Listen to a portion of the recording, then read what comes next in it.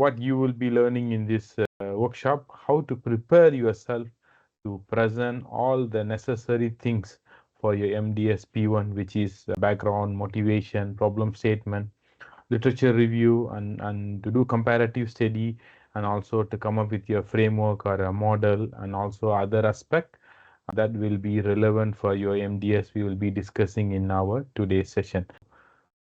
So these are the one that overall we are going to discuss in our today's session. So moving on, research problem. This is a very important one where you need to highlight the technical research problem. Technical research problem that you want to solve in the project.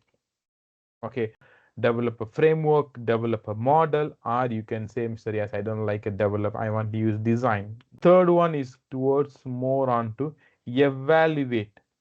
Evaluate. Mr. Yes, I'm going to deploy it. Yeah, you can say deploy and evaluate.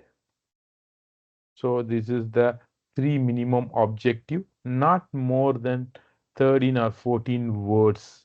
Okay, and then you can have one line introduction before you write these objectives. Okay, this is for the objective cases. What are the evaluation techniques that they have used to calculate the results? And then what is the advantage? What is the disadvantage?